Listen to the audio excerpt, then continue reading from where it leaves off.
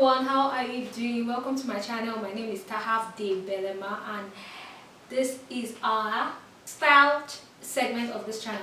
So first of all, I want to introduce you guys to our most recent collection, which is the Queen collection. So you can see at least I'm twinning with the dome, so that you know, though my fabric is of course totally different, and this the one that is used on this one. So you can follow us on our Instagram page and make your purchase, of course. So back to the class for today. So today we are going to be taking a class on how to take full body measurements. You know, usually there are lots of measurements that are required when you want to make an outfit, though for each outfit there are required measurements. That's for your skirts, you need a different measurement for your skirt, you need a different measurement for your pants. That's your trouser, you need a different measurement for this one. So it's going to be a very long lesson, so to speak. So what I'm going to do is I'm going to divide the lesson into several parts. I think it's going to be like about 3 to 4 parts, but in order to reduce the recording time, because I don't want you, because okay, based on the topic, when it comes to full body measurements, there are actually lots of measurements that one needs to take. So one of the reasons why I also need to reduce it, to cut into different parts, is so you don't have so much details that you need to assimilate. You take as much as you can take for a particular day, work on that, master that, understand that, then the next class will handle the other ones. So I'm going to call Cynthia. Cynthia is going to be our model for the measurements. We are going to take her full body measurements. And once again, don't forget to check out our Queen collection. It's the same thing, but personally I like to put my own tie in a bow, and this one is just straight. So if you get yours, you can also put it in a bow. So let's head on to our measurements. Hello everyone, so this is Cynthia. Cynthia, please say hi. Hello. Okay. So I'm going to take our full body measurements first of all. Then, I would like people to know that I'm going after taking her full body measurement, I'm still going to do the ones that I'm going to just show you: bodice measurements, skirts measurements, pants measurement, dress measurement, that kind of thing. So just try to. I think you may need to have your pen and your paper around, but just try to, or watch this video several times, but just try to see if you can recall most of the measurements you need and how we will be measuring it. So we have horizontal measurements and vertical measurements, but personally I prefer to go with the horizontal. I prefer to start with the horizontal measurements before I go into the vertical measurement. At least that way, because the measurements are plenty, I think that way it helps me to recall most of them. But anyway, but all the same, when you get used to the whole process of taking measurements, I think everything just starts coming automatically. So we'll just start. So first of all, I'll take her shoulder. Now the shoulder measurement, her shoulder is 3.5. Now the shoulder measurement is taken from the highest point, that's the base of the neck, till if you touch the top of your shoulder, there's this bone that attaches this joint. It's like the top of it is circular. It attaches to your, I think it's scapula, I think front or back, I can't remember my biology. So it attaches, that's where you take the shoulder measurement. So hers is 3.5. You can see she's quite slim. So hers is 3.5. So we'll start that. And usually, but now for the other one, you know, it's 2 ways.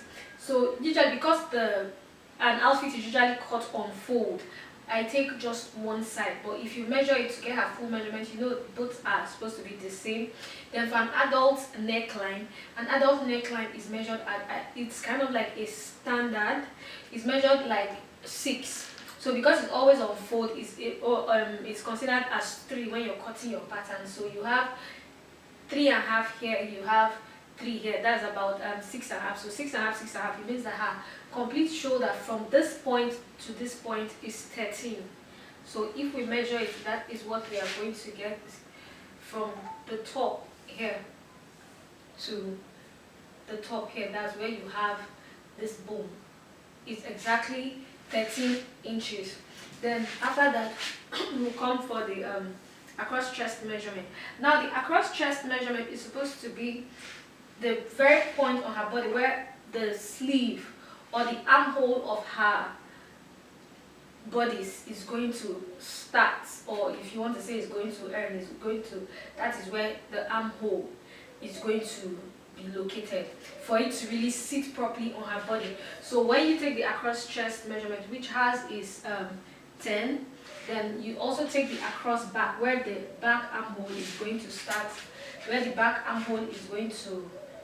start, also. So now one thing you have to notice is that for most humans, even when you look at the body structure, the back is usually wider than the front. And for most people, that if you want to say standard body measurements, for most people the back is usually between 1 and 1.5 inch wider than the front. But of course, we know that sometimes body structures differ. So you might see some people that it can even be as much as 2 inches, some people even 3 inches, because the back might be very wide, and you know, when there are some people that are bent like this and the front is very thin. But it's for standard measurements, it's supposed to be between 1 and 1.5 inch. So see, her front is 10, her back is also 11. After that, I do the bust measurement. Her bust measurement is measured round the highest point of her breast. The highest point of her breast. Now, if you do this, what you have is 32. Now, but one thing I usually do, that's her actual bust measurement. You have 32. But one thing I usually do when I'm taking measurements, like for bust or something, I usually add, sometimes I put one finger for ease. So the cord is not, you know when they say tapas, that's bad. The cloth is not clinging too much to the body. Like if you see my outfit, when you look at it, it looks like it's clinging to my body. But if you pinch it, you can pick up at least almost 1 inch. So that is that one finger I usually give to it. So then after the bust points, I do the round under. Okay, then I take the bust span. The bust span measurement is from your nipple, from one nipple to the other. So hers is 6.5. So that one determines the placement of your darts. From then on, we go to the under bust. You understand? When you organize it, your measurement in this form, whereby you do the horizontal measurement before the vertical measurement, it's usually easier to remember. So you do the round under bust. So hers is 27.5. But if I put my one finger principle, I get 28. Then after that, we come to her waist. Now for the waist, we have two measurements. We have the natural waist measurement, and we have the abdomen, which is mostly referred to as the low waist. Now, if you do this thing, now when you're talking about the low waist, you know there are some outfits that you take their measurements, and it's like for dresses, of course, there's no, apart from style variation, you use the natural waist measurement for let's say one-piece outfits, full outfits, that maybe like your jumpsuits, your dresses. So that you use, and your shirts, yeah, the tops, you use this as your natural waist. Then maybe by style variation, you now start using your low waist, that's your abdomen measurements. So that is how that one actually goes for your waist. And normally the distance between, okay, like what I usually do, the distance between the bust point, that's the nipple, and the under bust. But Cynthia is usually she's thin, so to say. But with how much I've measured, with how many people I've measured, I realized that the bust measurement is usually the distance between the bust point, that's the nipple, and the under bust is usually 3 inches, and from the under bust to the waist is usually 3 inches. It has rarely advised where it exceeded 7 inches. But when it now becomes like if anything that is above, from 4 inches and above, you know that person is considered as being busty. But normally with 3.5 inches, then to the waist, another 3 inches. Then from the waist down to the abdomen, you're doing between 3.5 and 4 inches. Then after, when you do that measurement, you take that measurement also. That measurement is equally important. You take that, after taking the waist measurement, you take the measurement for the low waist. Now when you're done with the low waist measurement, you take the hip measurement. Now the hip measurement, how you take it is, please carry on, baby. The hip measurement, when you take it,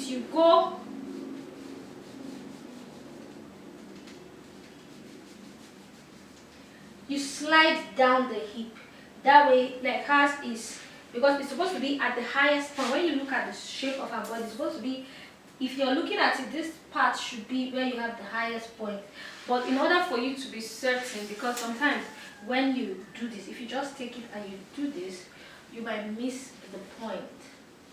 You might miss that point, or it might be slanting or something. So it's always advisable you slide it slowly over the hip. Slide it slowly, slowly, slowly, slowly, slowly, slowly, slowly over the hip, and you get, that way you get the hip measurement. So our hip measurement is 35 and a half.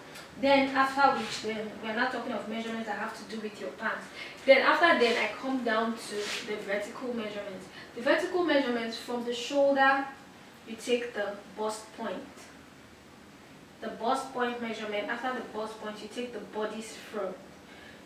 That's the one that most people, some people try to, they call it half, I think it's half length, but it's the body's front measurement. When you take the body's front, you also have to take the body's back. The body's back measurement is usually the difference between the body. For a standard body measurement, is usually between 1.5 inch and 2 inches less than the back measurement. So that's one you have to. But then, like I always say, body structure varies. You might have those people that their bum comes very high, so making their bodies back to go, their bodies, their nape, from their nape. Now the body's back measurement, when you take from the shoulder, the highest point of the shoulder, down to the waist, that is the body's front. Now some people would like to say it's down to the navel, but no, it's not. I don't think it should be said it's down to the navel, because some people's navels are way below their natural waist, and some is even above the natural waist. So if you are able to just use your eye and pinpoint the place where you have the body dividing into two, that's the slimmest part of the bodies, that's the waist, that's where you're supposed to take the bodies from. Then when you're taking the body's back measurement, that is from the nape. There's a bone, I think it's the atlas. From there you take it to the points where the body goes inside. So usually for a standard body measurement, between 1.5 inch and 2 inches less than the body's front. Now the body's front is longer because of the breast. The body's front is usually longer because of the breast. The how do I address that? I don't know how to say the curve of the breast, but there's a word I'm actually looking for, but somehow I can't pinpoint the word right now. But because of the bust is actually the reason why the body's front is usually longer. So that's that. When you do that, then you take from the shoulder, you also take the points where you want the top to end. Now when you get that, that's your body's front measurement. Then you take maybe to your, where you have your low waist.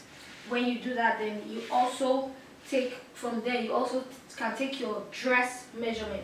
Your dress measurement is usually measured, we have different measurements for dresses. We have mini dresses, we have short dresses, we have calf length, we have midi, and we have full length dresses. So that's how you get the measurements of your dress, depending on the style and the desire of the client. So when you want to take your skirt's measurements, of course you take from the waist. If it's going to be a high waist skirt, that's a skirt that is beginning from the natural waist, or from here, from the abdomen, you take from there down. You take from there down to wherever you want it. For skirts, we also have the mini skirt, we have the short skirts, we have micro mini, of course, so we can't forget that. Then we have the calf length, which is usually the place where we have the pencil skirts. Then we have the midi skirts, like where this is. Then we also have the full length, that's floor length skirts. So those are the measurements that we would be taking for. Those are the ones that you call the vertical measurements. Now after which you now come and take the measurements for the arm. For the arm, you have from that point where the shoulder measurement ends, you have to take, you allow the hand to flex a bit, because if it's straight, if you take the measurement straight like this, you will get the length of the arm, which is true. But especially by when the person has to bend, it might cause a tension here. But anyway, when we are drafting the sleeve pattern, I'll show you how you include a dart or allowance for the arm when it bends. So for now, you allow the arm to flex a bit. That's for a long sleeve. For a sleeve, you take the arm length. Then you also have the cuff aspect, cuff links. This is it. You take the cuff measurements. Then you also have the bicep measurements. The bicep is the widest part of the arm, and usually I tell people to flex their arm because that way it gives you the full expanse or the possible expanse, let's say possible expanse of the bicep.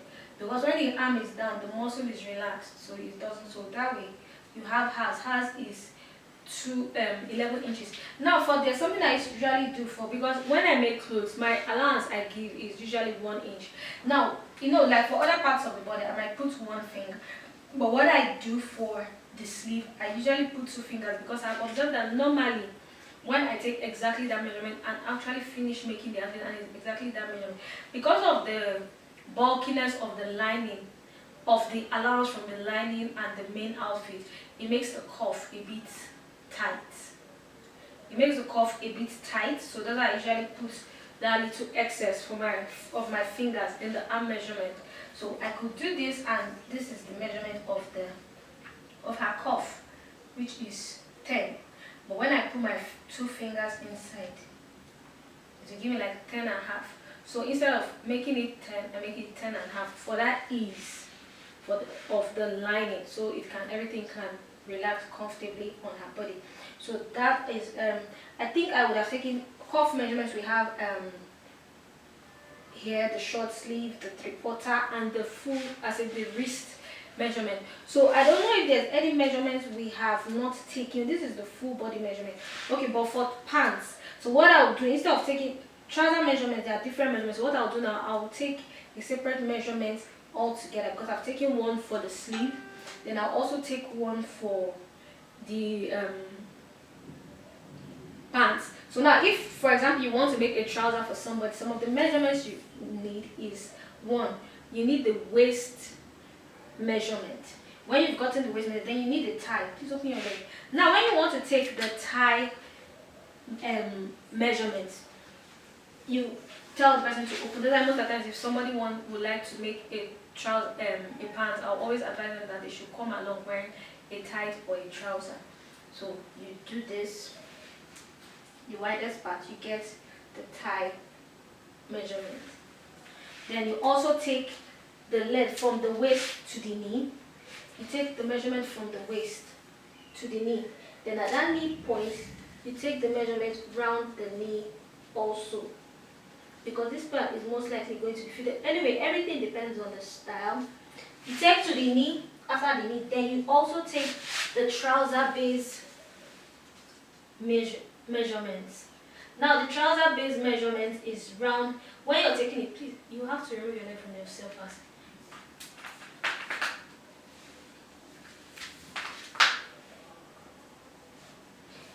Now when you're taking the trouser base measurement, it's always advisable, fold your leg backward, that you slip it through, fold your leg backward, lift it up, that you slip it through. If it's for a fabric that is non-stretch, you slip it through the person's leg like this.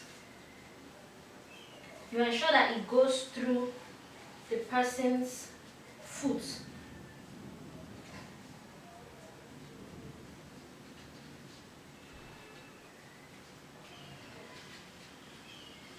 If it goes through the person's foot, then that is what you should use for the trouser base measurement. But if it's a stretchy fabric, then you can use the normal measurements you get for the trouser base. So those are full body measurements that you will need. So what I will do next is that I'm going to divide them into different parts.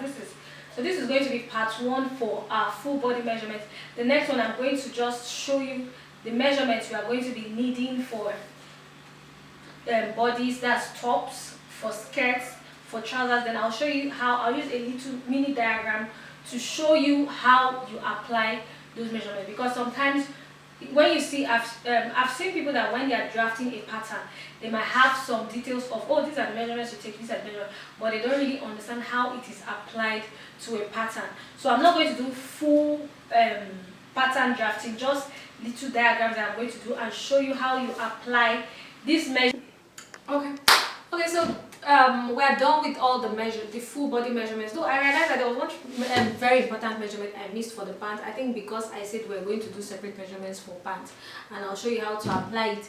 So that was the seat or the crouch. You can either address it say it's the seat measurement or the crouch measurement. I missed that one. So what we are going to do, so we have come to the end of this full body measurement. In the next class, like I told you, is going to be divided into about three or four parts, so in order to reduce the recording time. So we are going to, so I've come to the end of this one. So what we are going to do, I think you just studied this one or watched this video several times in order to remember the measurements. Then in the next class, we are going to do the individual measurements, and I'm going to show you how it's going to be applied with mini diagrams. So with that, I say thank you very much for joining me. If you watched till this end, I want to say thank you very much for joining me. And if you are a returning subscriber, thank you very much for your support. If you are new, or if you're just coming across this video for the first time, please subscribe to my channel. I would really appreciate that, and we would really love to have you as part of the family.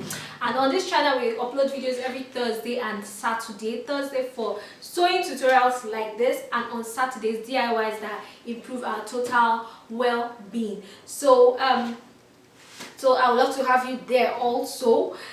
And finally, I would like to say, please don't forget to check out my most recent collection. It's called the Queen Collection. It's made up of lovely top designs, simple yet elegant, and wearable to any occasion. Time till next video, and keep sewing, keep studying, keep practicing. Love you. Bye.